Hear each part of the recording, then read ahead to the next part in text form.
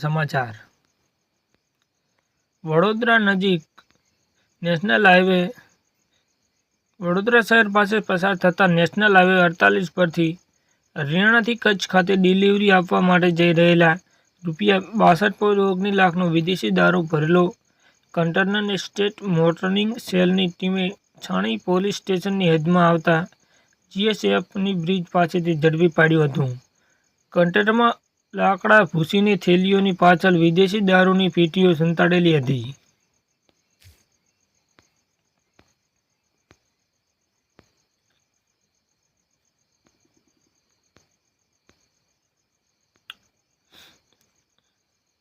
વડોદરાના ગાજરાવાડી વિસ્તારમાં તલવારની અણીએ ₹7.77 લાખની લૂંટ ચલાવનાર 3 ઝડપાયા.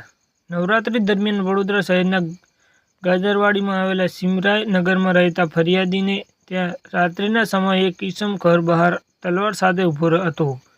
તેને જોઈને ફરિયાદીએ પૂછ્યું કે તમે કોણ છો અને મારા ઘરે આગળ શું કરો છો? ત્યારબાદ તેણે ફરિયાદીને તલવાર બતાવી ધમકાવ્યા કે જો બૂમ પાડી તો તલવાર ફેરવી દઈશ. બાદમાં મકાનમાં પ્રવેશી લોખંડની તિજોરીમાં મૂકેલા સોના ચાંદીના દાગીના અને રોકડા મળી કુલ ₹7.77 લાખની લૂંટ કરી હતી.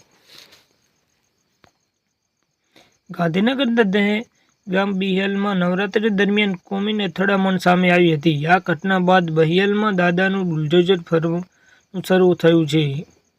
ગૃહ રાજ્યમંત્રી હર્ષ સંઘવીએ આ અંગે કહ્યું હતું કે એક પણ તોફાનીને છોડવામાં નહીં આવે. એકની ક્રાઇમ કૂટણી શોધીને પગ ભરાશે. ગાંધીનગર પોલીસે તોફાનીઓ દબાણોને તોડી પાડ્યા છે. મુખ્યમંત્રી ભૂપેન્દ્ર પટેલે મહેસાણા ખાતે વાઇબ્રન્ટ ગુજરાત રિજનલ કોન્ફરન્સમાં ભાગે રૂપે આયોજિત ગ્રીન એનર્જી ઇકોસિસ્ટમના ફ્લોગશિપ કાર્યક્રમ ઉર્જા આત્મનિર્ભરતા વિકસિત ગુજરાત વિકસિત ભારત 2047 તરફ અગ્રેસરનો કેન્દ્રીય ઉર્જા મંત્રી પ્રહલાદ જોશી, રાજ્યના મંત્રીઓ, દેશ વિદેશના ઉદ્યોગો અન્ય મહાનુભાવો ઉપસ્થિતિમાં શુભારંભ કરાયો હતો.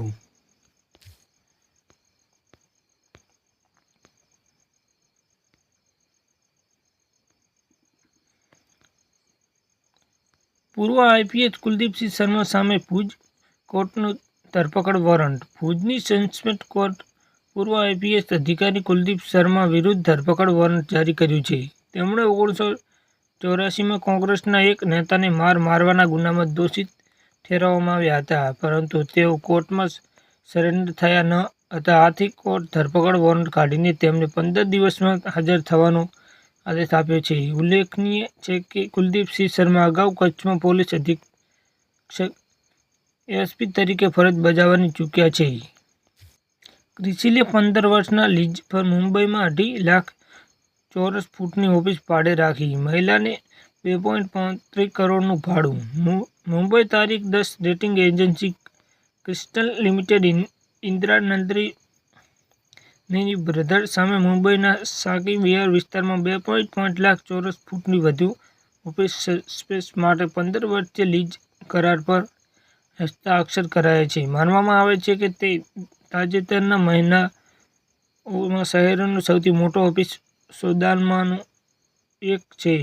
રજિસ્ટ્રેશન દસ્તાવેજો અનુસાર ક્રિસ્ટલ આ ઓફિસ માટે દર મહિને ₹2.35 કરોડ ભાડું ચૂકવશે, જે લીઝના સમયગાળામાં કુલ ભાડું લગભગ ₹600 કરોડ સુધી લઈ જશે.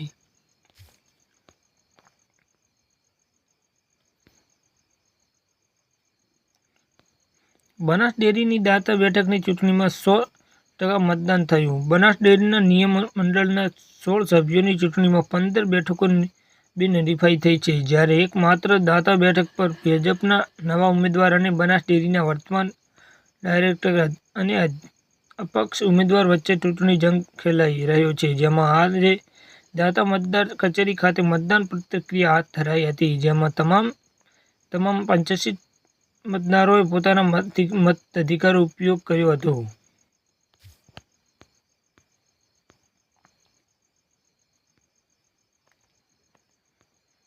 ઇઝરાયેલે હમાસના બંધકોની મુક્તિનો કરાર મંજૂર કરાયો કે તરત જ અમેરિકાએ આપ્યો આવો આદેશ.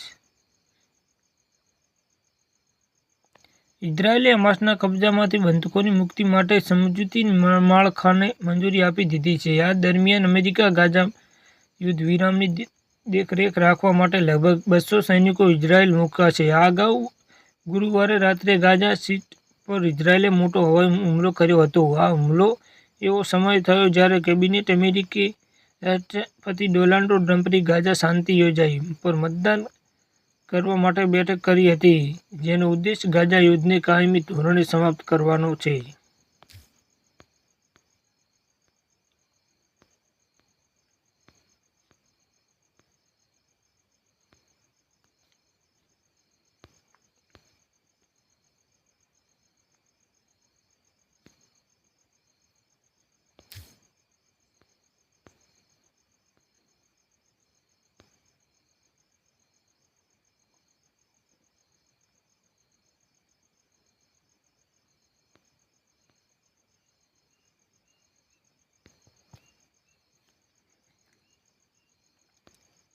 સોમનાથમાં સોમપુરા બ્રાહ્મણ સમાજ અને સોમનાથ ટ્રસ્ટ વચ્ચેનો વિવાદ.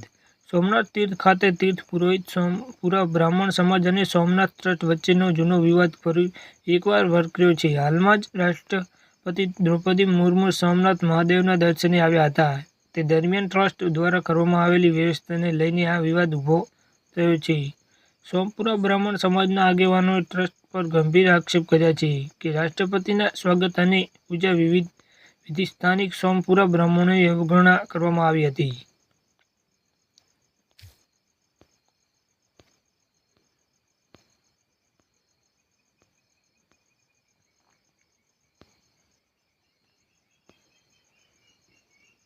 અફઘાનિસ્તાનની ધરતીનો ઉપયોગ ભારત વિરુદ્ધ પ્રવૃત્તિ માટે નહીં થાય. દે મુક્તિ.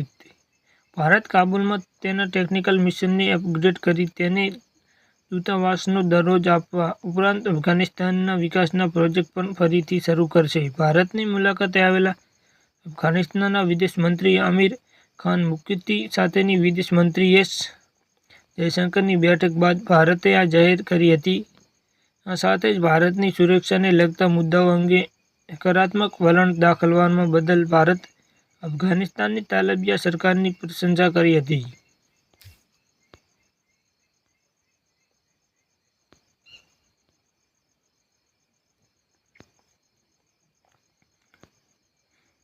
પીએમ મોદી સાથે વાત કરવા માટે નેતન્યાહુએ ચાલુ મિટિંગ રોકી દીધી. ગાઝા કરાર પર ઇઝરાયેલે સુરક્ષા મંત્રીમંડળ સાથે બેઠક કરી હતી.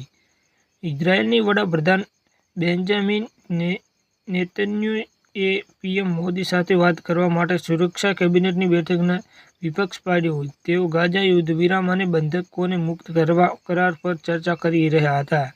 ઇઝરાયેલની વડાપ્રધાને ચર્ચામાં વિપક્ષ પાડ્યો અને ફોન પર પીએમ મોદી સાથે વાત કરી. ચર્ચા ચાલુ રહી. ટાઇમ્સ ઓફ ઇઝરાયેલે નેતન્યાહુના કાર્યાલયે એક નિવેદન ટાંકીને કહ્યું કે વડાપ્રધાન મોદીએ પણ ગાઝા શાંતિ યોજના પર નેતન્યાહુને અભિનંદન આપ્યા.